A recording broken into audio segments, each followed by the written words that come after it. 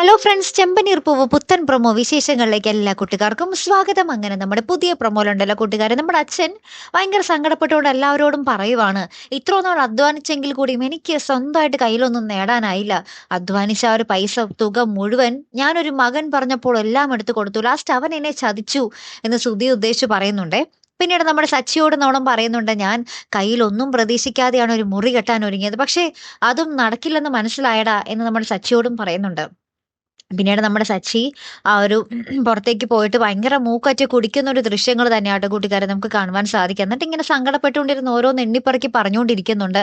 ഞാൻ എനിക്കും രേവതിക്കും മാത്രം മുറിയില്ലാത്തെ, ഞങ്ങള് ടെറസിലും ഹോളിലൊക്കെ ആയിട്ടാ കിടക്കുന്നേ, ഞങ്ങൾക്ക് എന്നെ കെട്ടിയത് കൊണ്ട് മാത്രമാണ് രേവതി ഇങ്ങനെയൊക്കെ സഹിക്കേണ്ടി വന്നേ എന്നൊക്കെ പറഞ്ഞിങ്ങനെ സങ്കടപ്പെട്ടുകൊണ്ട് പറഞ്ഞുകൊണ്ടിരിക്കുവാണേ. ലാസ്റ്റ് ഈ ഒരു കുടിച്ച് പറ്റായിട്ട് തന്നെ നമ്മുടെ സച്ചി വീട്ടിലേക്ക് വരുന്നുണ്ട്. അപ്പൊ ഈ ഭയങ്കര സങ്കടപ്പെട്ടുകൊണ്ട് നിൽക്കുന്ന ഒരു സച്ചിയെ കാണുന്ന ഒരു രേവതിയെ കാണിച്ചിട്ടാട്ടോ നമ്മുടെ പ്രൊമോ അവസാനിക്കുന്നത്. അപ്പൊ രേവതിയും ആകെ സങ്കടത്തിൽ നിൽക്കുക. ഒന്നാമതേ മുറി കിട്ടാത്തതിന്റെ സങ്കടം, പ്ലസ് പിന്നെന്താ സച്ചി മൂക്കറ്റെ കുടിച്ചതിന്റെ വേറൊരു സങ്കടം. അപ്പൊ ഇനി എന്തൊക്കെയായിരിക്കും അവിടെ സംഭവിക്കാൻ പോകുന്നത് അല്ലെ? കാത്തിരുന്ന് തന്നെ കാണാട്ടോ. അപ്പൊ അടുത്തൊരു വീഡിയോയുമായി വരുന്നത് വരയ്ക്കും ഗുഡ് ബൈ.